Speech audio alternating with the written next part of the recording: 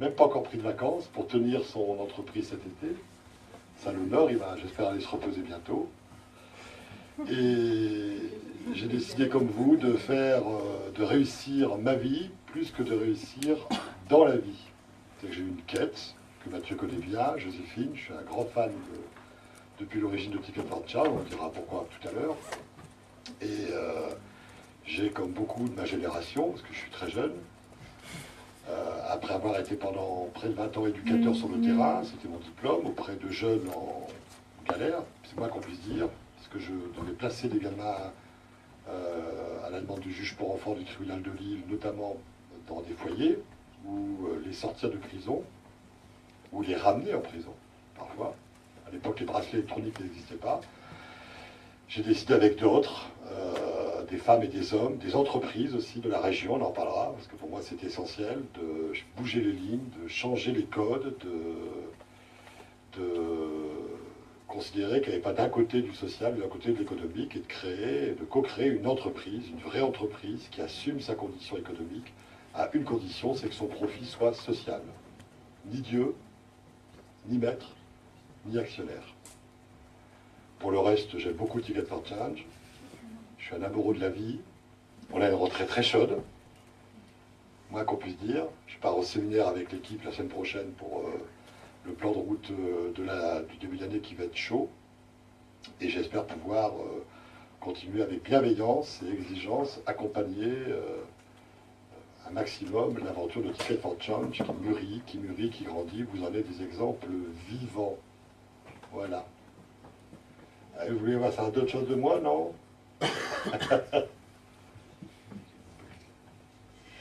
On a eu la chance de visiter donc certaines des filiales. Est-ce que tu peux nous redonner une vision un peu plus large du groupe et nous expliquer quel impact économique et social et environnemental le groupe Vitamine T a? Alors, c'est un groupe qui a démarré petit et qui est devenu un peu plus gros. Il a fallu 30 ans, hein, donc ça ne se fait pas en un tour de bras. Donc, pour devenir gros, c'est pas une fin en soi, même si, compte tenu des sujets de notre pays et notamment du chômage, on est content d'avoir pu changer d'échelle. Et c'est un groupe qui depuis 10 ans connaît une croissance continue incroyable, le mot n'est pas trop fort, et notamment par l'économie circulaire. Certains d'entre vous, certaines ont visité notre usine. Et c'est un groupe aujourd'hui qui va finir l'année avec un chiffre d'affaires de 60-70 millions d'euros, avec un taux d'aide publique qui a beaucoup baissé, alors qu'on était très subventionné par l'État et les collectivités il y a encore 10 ans. Il y a moins d'argent public, comme on souhaitait aussi moins. Nous, on souhaitait faire la démonstration qu'on peut très bien faire un impact social généré dans des conditions économiques dites classiques. C'est un groupe qui compte près de 3000 hommes et femmes, dont 2 tiers sont les hommes et les femmes que vous avez vus au CRD-Pré ou en V2E, qui ont connu des difficultés, qui ont beaucoup changé, puisque dans les premières années de Vitamine T, quand j'étais encore éducateur, on avait essentiellement des jeunes qui sortaient déjà de la DAS, et donc qui étaient un peu malheureusement, pas programmés, mais qui étaient un peu, pas condamnés, mais qui étaient malheureusement un peu profilés pour les difficultés, compte tenu du fait qu'eux-mêmes avaient déjà des histoires de vie compliquées. Et depuis, ça a énormément changé, puisqu'aujourd'hui, on peut aussi avoir des seniors, il y en a beaucoup en V2E, de plus de 50 ans, qui auront été licenciés pour motif économique, d'une industrie, surtout dans cette région où la désindustrialisation était très forte, et qui ne retrouvent pas d'emploi, soit parce que leur qualification n'existe plus, soit parce que tout simplement il n'y a plus d'emploi, et qui perdent pied avec la vie, très vite d'ailleurs. Souvent, moi je suis très frappé, parce qu'il n'y a d'aventure que d'hommes et de femmes, très frappé par ces personnes qui vont très vite s'abîmer sur la confiance en eux, du regard du voisin, du regard du conjoint, du regard des enfants, de leur rapport à eux-mêmes, de leur rapport au monde, de leur sentiment d'inutilité, et dans ma bouche, et pas de la compassion, et qui vont plonger, parce qu'ils vont avoir 1 an, 2 ans, 3 ans de chômage, et ils vont finir par renoncer, ils vont finir par se décourager, surtout quand ils écoutent BFM TV, ou quand ils voient tous les jours les plans sociaux qui s'accumulent les uns derrière les autres, et qui s'égrènent. Et donc, ces hommes et ces femmes sont majoritaires chez nous, et ils viennent ici avec une exigence, c'est à la fois de retrouver confiance, d'être accompagnés intimement dans leurs problèmes personnels, familiaux, ça peut être un surendettement, ça peut être des amendes dans les transports en commun, ça peut être un bracelet électronique, ça peut être de l'addiction, ça peut être une séparation mal assumée, ça peut être un problème de mobilité, de garde d'enfants pour les femmes notamment, que sais-je encore. Donc ils viennent chercher chez nous aussi de l'accompagnement personnel fort pour pouvoir sortir la tête de l'eau. Ils viennent chercher chez nous une espérance et celle de réécrire des compétences et des aptitudes qui leur permettront de se présenter à nouveau dans les entreprises. On a de ce point de vue-là des taux d'accès à l'emploi ou de retour après leur passage chez nous qui sont plutôt sympas, objectivement. On est très exigeant évidemment sur la mesure d'impact.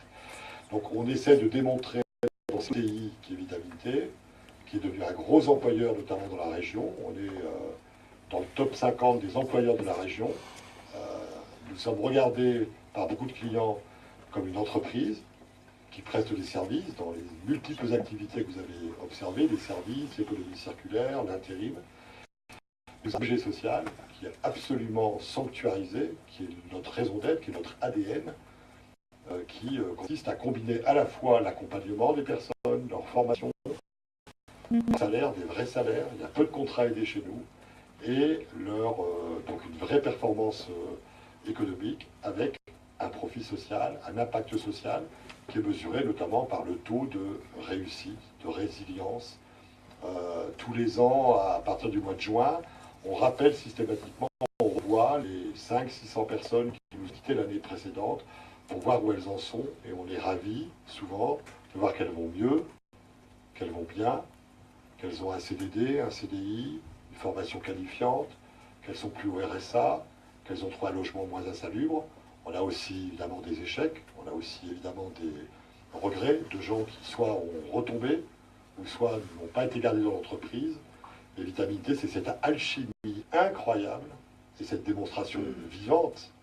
C'est pas un colloque, c'est pas une chaire de sociologie qui démontre qu'il est parfaitement possible de combiner à la fois un vrai modèle entrepreneurial qui paye les impôts, qui crée de la richesse, qui crée de la plus-value, qui innove sur des activités très très très exigeantes comme les déchets électroniques, qui aurait dit qu'un jour nous serions leaders sur le sujet, alors que nous sommes une entreprise sociale, qui aurait dit qu'un jour nous aurions déposé des brevets à l'international sur le traitement des écrans tactiles pour récupérer l'indium, le silicium, le tantal, le cobalt, l'or, et qui pourtant, dont pourtant l'objet est d'abord de permettre à des hommes et des femmes de se remettre debout. C'est parfaitement possible. Ce qui est étonnant, c'est que ça ne passe pas partout. C'est parfaitement possible. On n'a pas les emplois fictifs, on n'a pas gagné au loto, et si on avait gagné au loto, peut-être qu'on n'aurait pas donné la vitamine T, encore faut-il y jouer. C'est bien parce que c'est possible. Il y a des conditions pour cela, évidemment, on y reviendra. Mais ce groupe, qui aujourd'hui est dans la maturité de son existence, qui sera en 2020 à 100 millions d'euros, à 5000 salariés, j'en suis sûr, d'abord parce que je le veux avec mes équipes, et ensuite parce que nous avons la maturité qui peut permettre, ce groupe démontre avec détermination qu'il est possible dans la région Hauts-de-France, mais aussi de plus en plus pour nous en Île-de-France, que ça ne se sait pas beaucoup, mais nous sommes de plus en plus présents en Île-de-France. Nous avons d'ailleurs cet été conquis de très belles affaires, de très beaux marchés.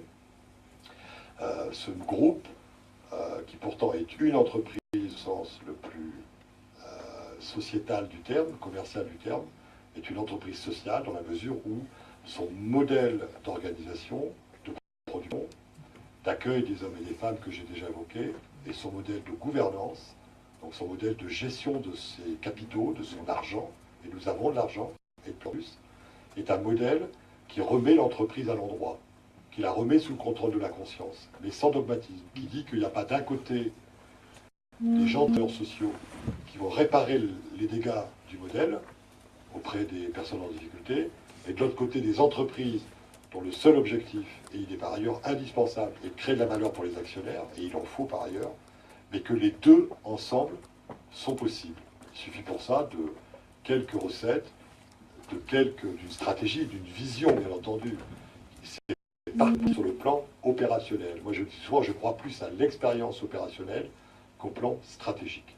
Je pense que l'expérience de terrain permet effectivement d'éclairer une action, d'en dégager les facteurs clés, de succès comme d'échecs. Nous avons évidemment beaucoup d'échecs, et nous en aurons encore, forcément, pour permettre de faire une démonstration qui est au cœur même de l'économie. Parce que j'en finis là sur cette première-là.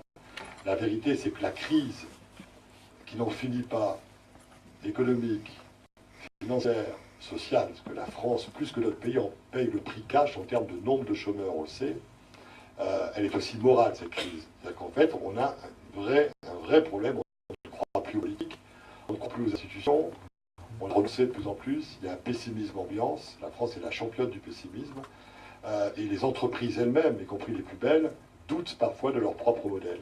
Eh bien, dans ce renouveau, dans le monde de demain, mais qui est à nos portes, qui est aujourd'hui, dont vous serez très certainement les acteurs, et des organisations comme Ticket for Change, elle n'est pas la seule meilleure du moment là-dessus, du genre, sont porteuses de ces espérances, de ces espoirs, c'est de démontrer que des hommes et des femmes peuvent à la fois combiner une performance économique, une innovation technologique ou numérique, et un impact social, environnemental, sociétal, que sais-je encore.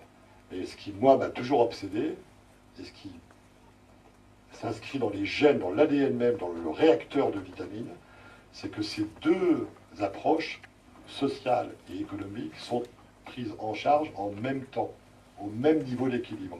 Comprenez-vous? C'est pas, on fait d'abord de l'économique et ensuite on fait du social, nous faisons les deux à la fois. Merci. Tu parlais des conditions tout à l'heure justement pour en arriver là. Est-ce que tu te souviens de moments, d'étapes, de rencontres, d'événements clés qui fait qu'on passe d'un petit projet à un grand projet? Oh oui, bien sûr, il y a, si je devais, il y a 3 décennies dans Vitamine, il y a 3 étapes qui ont été charnières et déterminantes, qui auraient pu ou nous faire basculer de le côté obscur de la force, ou au contraire, ce qui a plutôt été le cas, nous mettre en situation de succès collectif. La première décennie a été celle de l'imagination pouvoir. Nous sommes allés, à l'époque, j'aurais probablement été, comme beaucoup d'autres de ma génération, des fondateurs, j'aurais pu probablement à l'époque aller passer mon année place de la République à Paris avec Nuit debout. Pour moi, l'entreprise, c'était le grand capital, c'était de sa faute s'il y avait le chômage, je ne savais pas ce que c'était qu'un compte d'exploitation, le mot profit me mortifiait, et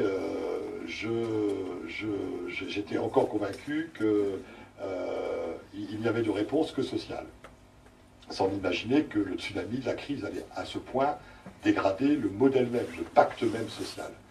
Et donc à cette époque-là, chose extrêmement marquante, nous sommes allés, et dans cette région, je ne suis pas sûr qu'on aurait réussi de la même façon, en tout cas aussi fortement ou aussi vite dans d'autres régions, nous sommes allés rencontrer des chefs d'entreprise, plutôt d'entreprises familiales, dont vous imaginez le nom, un capitalisme familial, les grandes familles du Nord, qui étaient déjà assez engagées dans son environnement, qui avaient une certaine sensibilité à la question sociale, même si ça peut être parfois sur un mode de mécénat. Et nous sommes allés voir un certain nombre de grands patrons. Moi, il y en a un qui m'a marqué parmi plus que d'autres, je vais bientôt dire, qui est maintenant très âgé, et que je vais bientôt retrouver d'ailleurs, parce que j'ai déjà été avec lui. C'est le fondateur incroyable de Noroto, qui s'appelle Éric Derville, qui maintenant a passé la main à ses enfants, et qui a créé Noroto, et qui a fait Noroto la plus grosse entreprise mondiale, après le rachat de Midas, etc., de cette activité. Je suis allé voir Jean-François Dutilleul et son père dans le bâtiment. Je suis allé voir Gérard Mullier, le père de Maxime Olbert chez Paul, et nous sommes allés tenter de les convaincre qu'il fallait qu'ils nous donnent un peu d'argent, qu'ils nous confient des marchés, et qu'ils nous aident à monter ces entreprises du troisième type. Pour eux, c'était la planète Mars, parce que nous étions encore une fois que majoritairement les travailleurs sociaux, qui permettent de créer des emplois pour ces jeunes, à l'époque c'était beaucoup de jeunes, qui n'en avaient pas. Donc, ils nous ont regardés au début, évidemment, un peu comme des martiens, encore une fois. Ils nous ont fait confiance, ils ont joué le jeu. On a eu beaucoup de difficultés au départ, on a même fermé beaucoup de ces activités, mais ça a prospéré. Alors on a tout essayé, les capteurs solaires, la lombriculture, un garage automobile à Lambersart. On a fait un truc de ouf avec des retraités de la Banque de France, avec lequel on prenait des jeunes bac-30 qui triaient, qui récoltaient, maintenant on le voit, beaucoup dans les aéroports, qui récoltaient les pièces de monnaie. Le projet s'appelait Petite Monnaie Grand Projet. Et on allait trier le vendredi soir à la Banque de France de Lille la monnaie, avant qu'il y ait l'euro, bien entendu.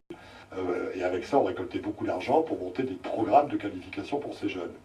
On a créé partout des oranges, comme à Marrakech, comme sur la plage Jaffna, où nos jeunes, c'est de là qu'on a le nom de Vitamine T, où des jeunes, on a retrouvé des photos, Florence, qui sont super. J'en fais que la première décennie, où les jeunes vendaient des jus d'orange pressés en distribuant leur CV. Donc on a balbutié, mais on a mis l'imagination au pouvoir.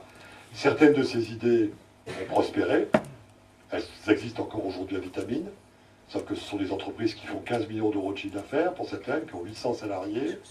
Certaines ont vécu leur cycle de vie.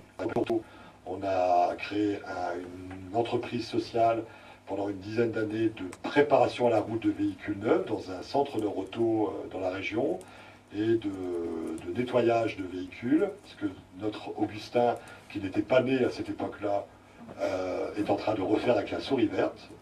Donc Augustin, c'est l'occasion de te le dire, je t'aime d'autant plus que tu es en train de me permettre de prendre la revanche sur cette entreprise que tu n'as pas connue, qui était Clinauto. Et certaines de ces entreprises ont vite capoté, je pense au bâtiment, parce qu'on n'a pas su faire.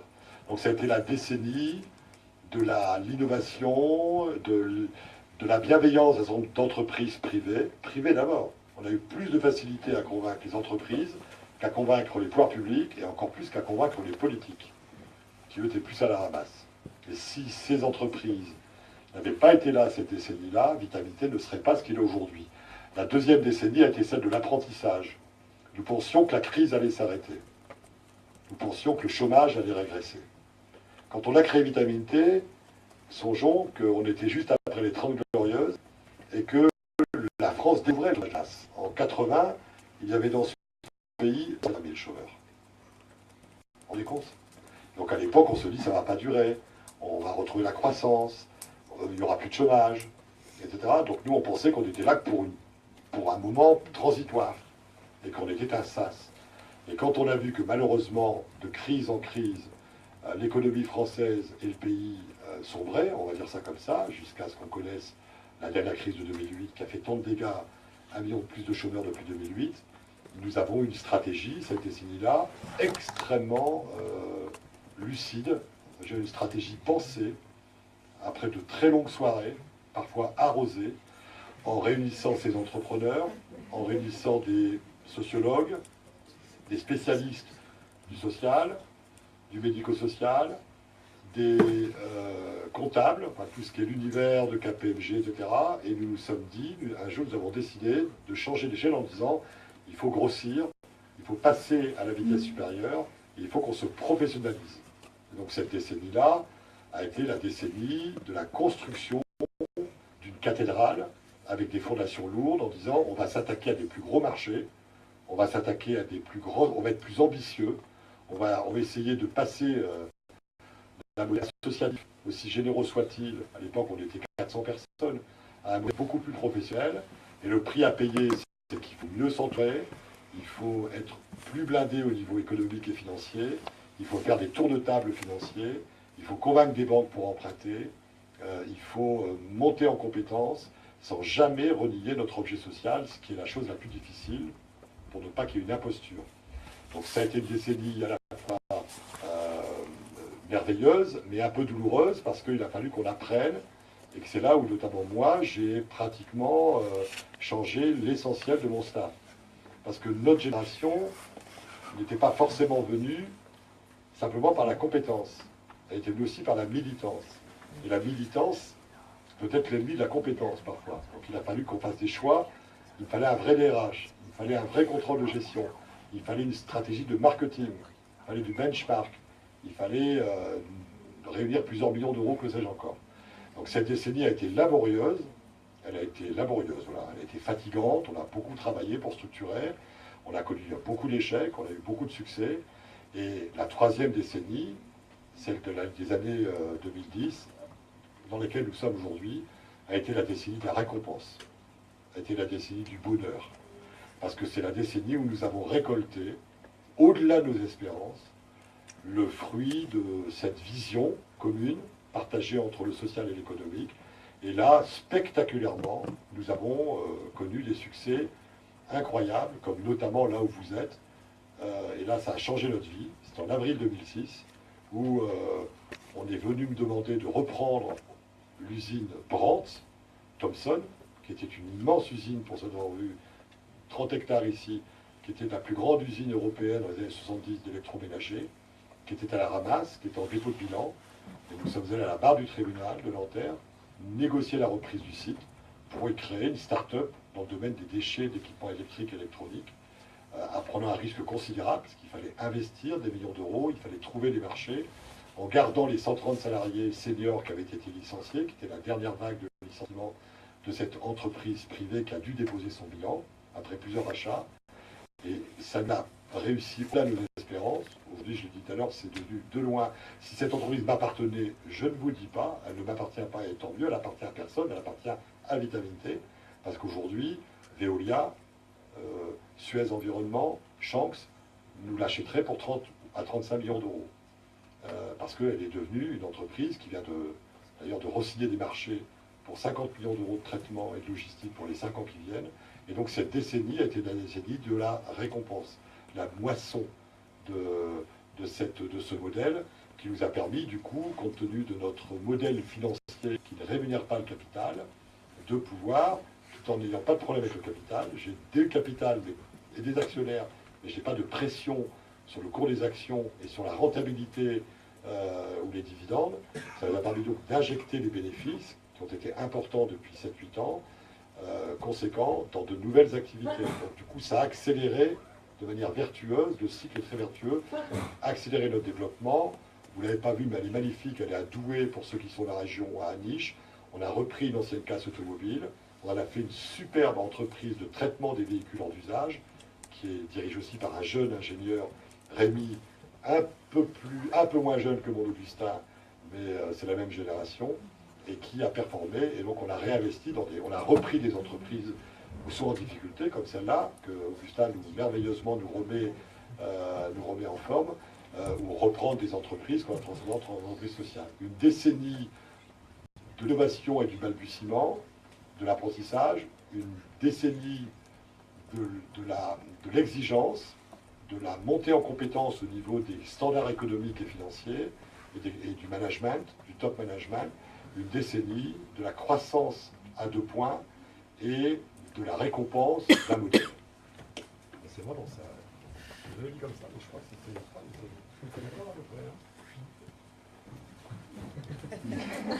je n'avais jamais dit comme ça, mais c'est vrai que c'est en fait les 3 décennies.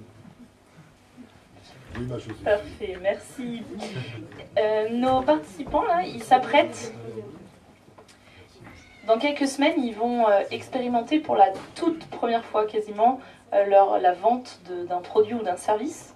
Est-ce que toi, tu te souviens de la toute première fois où tu as commencé à vendre le premier produit ou service de l'entreprise Vitamine T? Tes tout premiers pas. Genre vraiment au tout début. Alors oui, c'était les capteurs solaires. On avait trouvé une équipe qui, c'était à mourir de rire, on avait trouvé une équipe qui, il y a de ça à peu près une trentaine d'années, encore une fois sans faire l'ancien combattant ou le vieux, mais on ferait plus que ça, qui avait trouvé un brevet sur les premiers brevets sur le solaire et le photovoltaïque.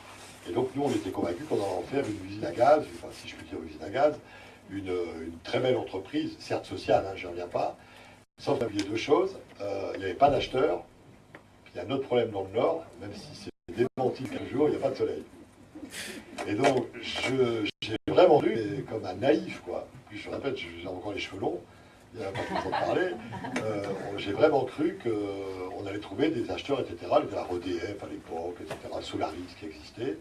Et on a pris la gamelle absolue parce que jamais on n'a été capable de vendre notre produit capteur solaire qu'on a dû vite arrêter parce qu'en fait, on avait le BD, mais qui ne trouvait pas d'acheteur et qui ne ferait pas de marché, il n'y avait pas de couple produit-marché, et qui ne trouvait pas de débouché. On a raison très longtemps avant l'heure, soit on n'était pas bon, ce qui est assez probable demeurant, sur, encore une fois, le couple produit-marché. Et donc ça nous a servi de leçon. On s'est dit qu'il fallait quand même qu'on soit suffisamment réaliste, moi je dis souvent, pour aller à l'idéal, parce que vous avez bien compris qu'il y avait un idéal chez nous, enfin, qu'il y avait une quête très authentiquement. Après, une quête, c'est pas une religion.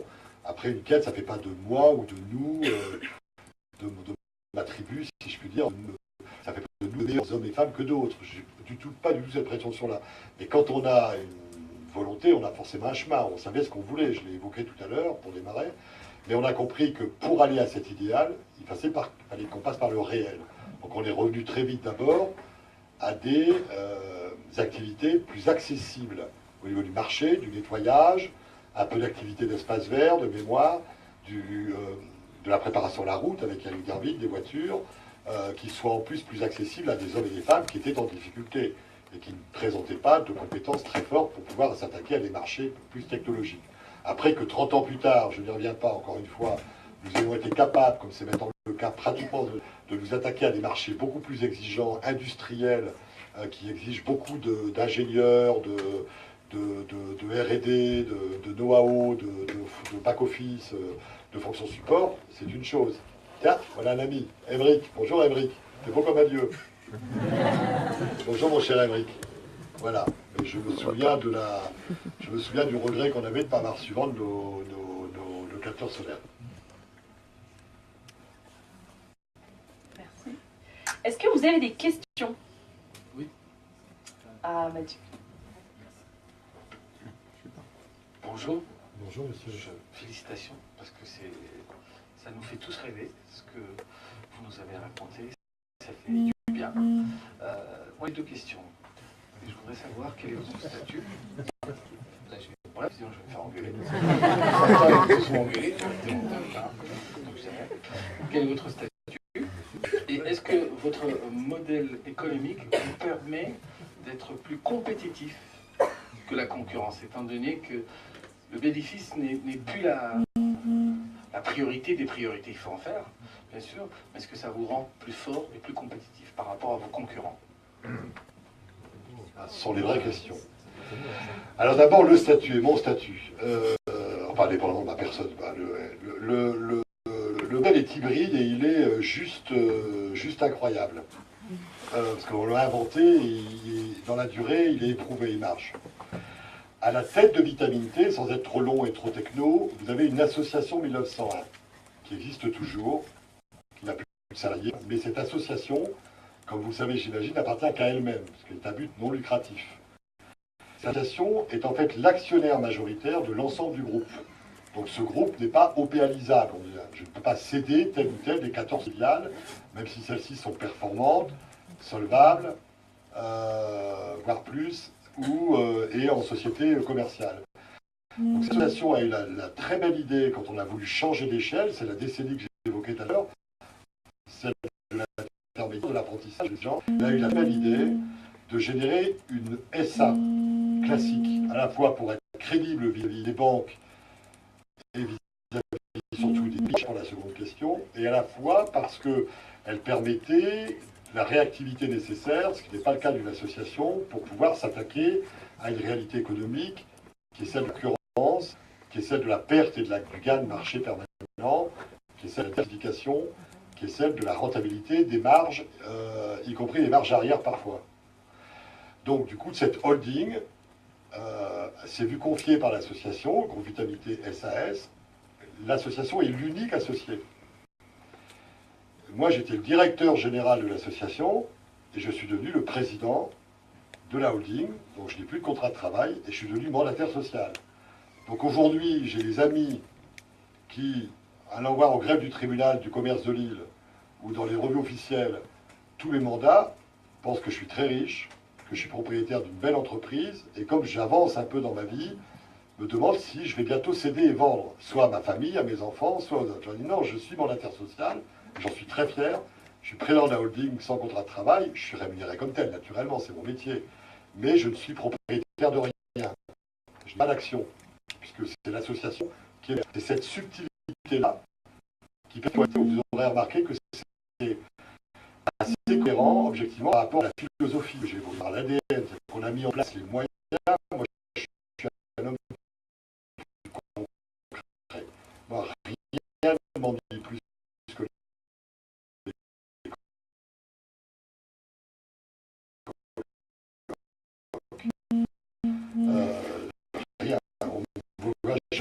si vous m'intéressez maintenant,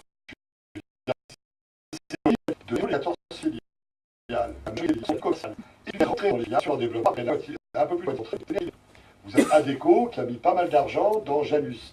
Vous avez un groupe néerlandais dont est un peu barbare, Wagen de Winkel, mais connu, et ici on est à Lille, donc à la frontière avec la Belgique à côté et la Hollande, qui est un gros des déchets, qui a pris 20% du capital d'Envie 2E, et qui en contrepartie a amené ses compétences en termes de dépollution, du CFC, du patane et de broyage, et de valorisation des matières en Chine, ou que sais-je. La Massif, plus connue, a mis du capital dans Soluval, qui est l'entreprise de VHU. On est allé jusqu'au bout de la démarche. On a dit aux entreprises, ne venez pas gérer nos pauvres, parce que nous, on a du respect pour les gens, et qu'un système pour les pauvres est un pauvre système. Nous, on vous parle d'entreprises, certes sociales dans l'impact, dans l'objet, mais on veut des entreprises, des vrais, qui parlent haut et qui assument leurs responsabilités dans ce domaine, et donc assument aussi leurs risques et leurs charges. Et donc, du coup, dans les filiales, on a des actionnaires minoritaires, avec lesquels j'ai passé des pactes d'actionnaires, selon lesquels, évidemment, quand ils sortiront, ils reprendront leurs actions, et si l'action a augmenté, ce qui est par bonheur pour eux le cas, puisque l'action d'Envie 2E, quand on a créé d'Envie 2E à 10 ans, faisait 100 euros. Si aujourd'hui ils reprenaient leurs actions, par action, elle fait juste 2800 euros. Donc vous voyez, pour eux, s'ils en ont pris 3000, je vous fais pas le dessin.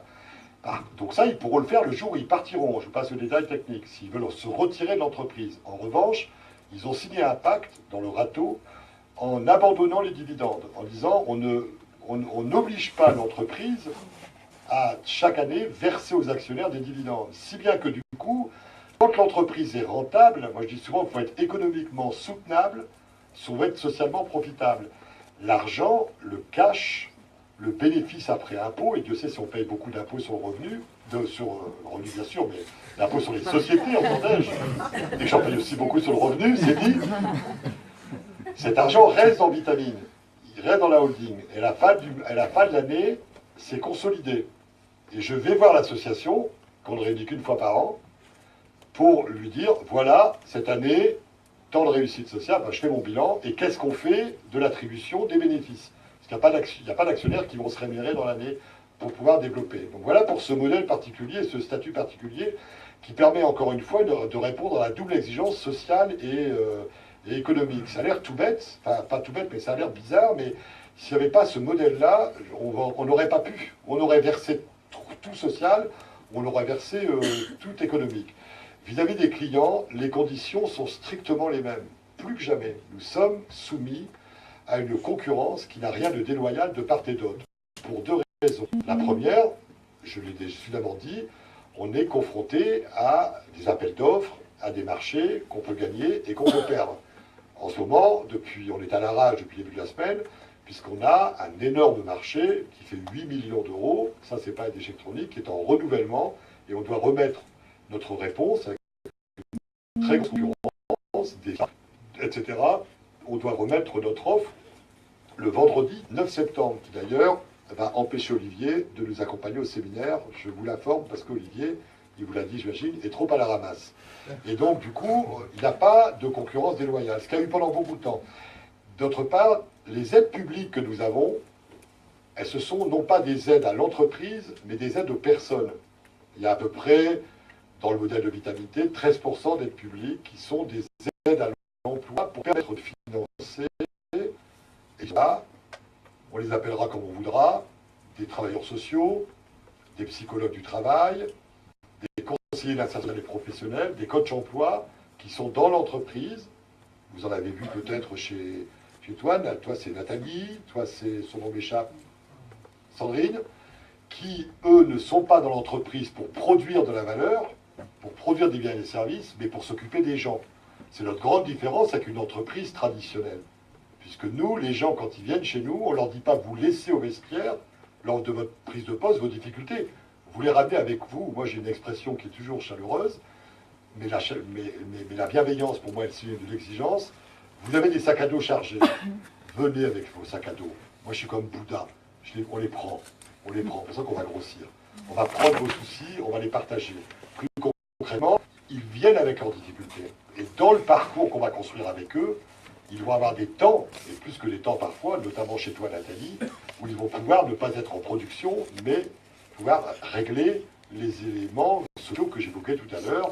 Aller monter un dossier en surendettement à la Banque de France, c'est un peu long, un peu compliqué quand il faut réunir les paperasses, les attestations, aller s'engueuler avec Sofinco, avec CTLM, que sais-je encore.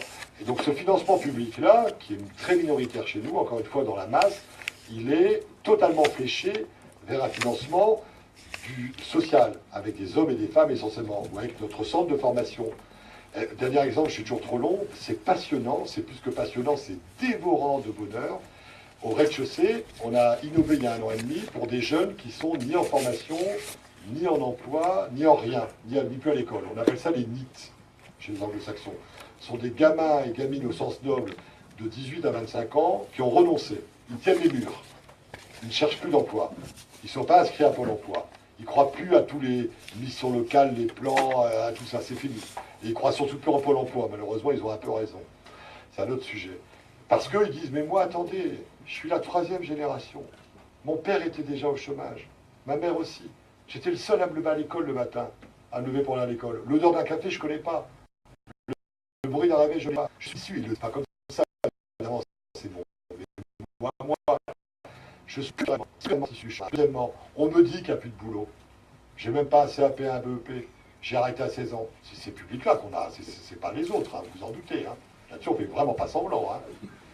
Concrètement, je n'ai aucune chance. Ils ont renoncé. Pour moi, c'est la pire des choses depuis quelques... C'est très nouveau, ça, pour moi, depuis 4-5 ans. C'est que beaucoup de jeunes, notamment, ont renoncé. Ils ont renoncé. Et ils me disent, ça me fera beaucoup, ils nous disent, hé, mon frère, il a un BTS Action Commerciale depuis 2 ans. Ou quand il trouve un boulot chez Auchan, ou chez Leclerc, ou chez Carrefour, peu importe. Donc il est sous-qualifié par rapport au poste, par rapport à la fonction. Donc moi je ne cherche plus. Et pour ces jeunes, avec ces financements-là, et avec aussi nos bénéfices, on a créé un super programme, mais magnifique pour 420 jeunes. Paris, on leur dit, ok, t'y crois plus. On ne va pas tomber à Bercy, écouter Johnny Hallyday pour écouter l'envie d'avoir envie. Même si c'est vraiment l'envie, on voudrait te donner à nouveau envie. On va te prendre comme tu es, hors des dispositifs. On va casser les lignes. On va arrêter toutes ces procédures où pour la 20e fois, tu vas remplir ton dossier, tu vas rencontrer un conseiller, et tout ça t'aura rien. Parce qu'en plus, tu n'as pas de thune, tu n'as pas de chômage et tu n'as rien. On ne va pas t'embêter avec tout ça. On va te prendre comme tu es. Il faut juste que tu t'engages moralement pendant 4 mois avec nous, à venir avec nous, avec des coachs emploi, avec une attente sociale si tu as besoin, pas tous n'en ont pas besoin, et avec toi, on va reconstruire un projet. Tu as 20 ans, tu as 21 ans, on va reconstruire un projet. Tu sais pas ce que c'est que la boulangerie, tu es dans le pétrin, on va te mettre dans le pétrin, sur M6, sur les émissions de machin. Tu veux être dans les déchets ou la logistique, tu veux passer ton milieu, tu veux travailler dans le sport, on appelle le LOSC, que je connais bien par ailleurs, et ils vont passer 3 semaines au LOSC. Après, ils vont dire, je suis pas alphabétique, je suis trop long, j'ai un problème d'alphabétisation. Je ne suis pas un geek. Ils ne sont pas forcément geeks, ils peuvent très bien. Ils ne sont pas sur les réseaux sociaux. Ils se démerdent très bien. Les Pokémon Go, ils sont tous à chercher comme des oufs partout, là. Mais en revanche, ils ne savent pas maîtriser. J'ai dit, et du codage, comme l'a fait notre merveilleux Frédéric Bardot, là, avec Simplon, et du codage.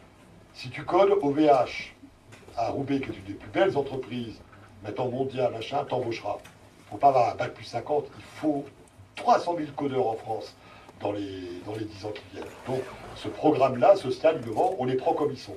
On s'aperçoit vite qu'ils ont des problématiques personnelles, qui fait qu'en plus, ils s'étaient découragés. Donc voilà, je suis un peu éloigné. Tout ça pour vous dire, cher ami, cher monsieur, que du coup, quand on est avec les entreprises, on est totalement en compétition normale, puisque nos prix sont les prix du marché. On n'a pas de contrat aidé, il n'y a pas d'argent public dessus, mais je ne peux pas être plus honnête, plus clair. Ça a été le cas pendant longtemps, on n'était pas comme ça au départ. Et que du coup, on affronte le marché avec les mêmes. À certains de nos clients, j'en finis là, notamment les grands comptes, on leur dit évidemment, on n'avance pas caché, parce que je fais sur notre site, que notre objet, au final, est social. Et que les personnes qu'on va leur mettre sont, a priori, en difficulté. Donc on va renforcer l'encadrement. Évidemment, ils vont être plus lents, ça va être plus compliqué. Là, je rentre dans le détail de l'eau. C'est plus dur pour nous en équipe, c'est comment s'organiser dans quelque chose pour à la fois être compétitif au prix, à la production, à la qualité client. Alors, elle raconte les normes à envie de œufs là, dans l'industrie, vous imaginez les normes qu'on a de sécurité, etc. Et en même temps de pouvoir être au moins équilibré au niveau des marchés. Donc le statut permet le social et l'économique en même temps, l'entreprise, le rapport aux entreprises est parfaitement concurrentiel dans un monde de brut, on va dire, enfin pas de brut, j'exagère, où on est tout le temps en permanence soumis aux aléas des marchés. Ce qui nous sauve, nous, ou plutôt ce qui nous aide, c'est que nous avons eu la bonne idée, après je ne dis pas que ça va bien partout, hein, loin s'en faut, hein, c'est de diversifier nos activités. Donc on a des années, on va avoir plutôt telle activité qui ne va pas être bien, et des années où des activités vont performer. Et j'en finis vraiment par deux exemples. Quand nous avons créé les déchets électroniques, les VHU, à l'époque l'économie circulaire balbutiait. Les grands groupes ne s'intéressaient pas à ça. On pensait que l'économie circulaire ne serait pas un nouvel Eldorado. Aujourd'hui, ne serait-ce que sous la pression citoyenne, sous la pression du consommateur, du circuit court, de la non-obsolescence, aujourd'hui, c'est devenu un vrai modèle économique, avec une vraie rentabilité. Et donc, du coup, ces boîtes d'économie circulaire ont très vite atteint une rentabilité forte. Et elles nous ont permis de financer les jeunes que j'évoquais tout à l'heure de notre programme. Nous avons une très belle agence d'intérim qui permet à des jeunes ou moins jeunes qui ont accompli un parcours de pouvoir accéder à un emploi définitif. Cet été, comme l'activité reprend un peu en France, un peu, mais elle reprend quand même. Objectivement, dès qu'une activité reprend, dans l'économie, et notamment française, la première activité qui reprend, c'est l'intérim. Les entreprises ont tendance d'abord à passer l'intérim pour vérifier que la reprise est plus solide. Nous avons fait 100 équivalents de plus en juillet-août que l'an dernier. C'est colossal. On a eu 100 contrats de plus, parce qu'on a plus d'intérim. Et puis vraiment, j'en finis là, je suis trop long comme d'habitude, nous avons une solidarité financière. Si j'avais des actionnaires privés au board, je ne pourrais pas le faire, ils me vireraient, même si je suis performant. Pourquoi? D'abord, je n'ai pas la pression, encore une fois, des dividendes. On ne demande pas chaque année de sortir 10%. Si je sors entre 4 et 5% de rentabilité du groupe, ça va. Et en plus, moi-même, je ne suis pas, ni mes collaborateurs, on n'est pas adossés, on n'a pas d'intérêt pécuniaire particulier. Ça change un peu les choses. Parce que si j'étais, moi, j'ai pas de souci avec l'argent, hein, comme disait Jules Renard, l'argent ne fait pas le bonheur, alors rendez-le. Hein. Moi, j'ai pas de souci. J'ai un de mes fils qui fait du business, c'est pas possible. Il me dit, mais papa, t'es un sage. Non, mais voilà, fais gaffe, j'ai traché ta boîte. Quoi. Donc, j'ai pas un problème dogmatique. Simplement, notre modèle fait que la pression que nous nous donnons, nous les dirigeants, n'est pas celle de la propriété et de l'actionnariat. Donc, du coup, quand on a les activités, c'est le cas pour 2 ou 3 d'entre elles, qui sont en difficulté, une fois qu'on a bien regardé qu'elles pouvaient repartir, eh bien à la fin de l'année, l'argent va partir vers elles. L'exemple d'Augustin ou de sa boîte est spectaculaire, puisque quand on a repris cette boîte et qu'on lui a confié, Augustin et moi, on savait très bien qu'Augustin, même s'il est performant, n'allait pas mettre 2 ans à la remettre à niveau. On est allé à la barre du tribunal, on a dû leur dire, la reprendre, on a sauvé 70 emplois, c'était un 19 décembre, je m'en souviens, il y a 2 ans, et on s'est dit avec Augustin et toute la magnifique équipe, parce que j'ai une équipe de ouf, hein, c'est la meilleure. Hein. La meilleure, vraiment, authentiquement. Parce que la Vitamine. Hein. Et si vous me dites quelle est la réussite de Vitamine, c'est les hommes et les femmes qui l'entourent. De toute façon, il n'y a d'aventure qu'humaine. Personne n'a été embauché à Vitamine. Les gens ont choisi Vitamine. Moi, je ne recrute pas de collaborateurs. Je recrute des personnalités à compétences égales. Les gens choisissent Vitamité. Et notamment cette nouvelle génération dont beaucoup d'entre vous êtes. Et donc, du coup, on peut soutenir, monsieur, c'est quoi votre prénom, cher ami? Vous êtes beau comme un dieu. Hein, je dis. C'est vrai. Mais ça va, ça se passe bien. Ça va bien se passer. C'est bien. Parfait, parfait. Concrètement, on va pouvoir soutenir financièrement, remettre de l'argent, des capitaux, des fonds propres, dans des entreprises comme celle d'Augustin, Insercroix, dont on sait qu'elles mettront 3-4 ans. Notre capitalisme, il est patient. Ce que je veux dire, parce qu'il est résilient, comme on dit chez les spécialistes. Parce qu'on n'a pas besoin, on n'a pas de pression. Et j'en finis, enfin, je suis vraiment là. Le seul avantage compétitif que j'ai, le seul avantage compétitif que nous avons, c'est celui-là. Et je dis, je n'ai pas d'actionnaire qui met de la pression. Donc je n'ai pas besoin de presser le citron des équipes pour dire si tu ne fais pas ton résultat, si tu ne fais pas tant de marge, je t'ai viré, ou tu es débarqué, ou je fais un plan social. Vous comprenez ce que je veux dire? Ça, c'est un avantage compétitif. Mais vous m'excuserez du peu, cet avantage-là, c'est juste une aventure humaine. C'est juste la bonne façon de remettre une entreprise à l'endroit. Ah oui, absolument.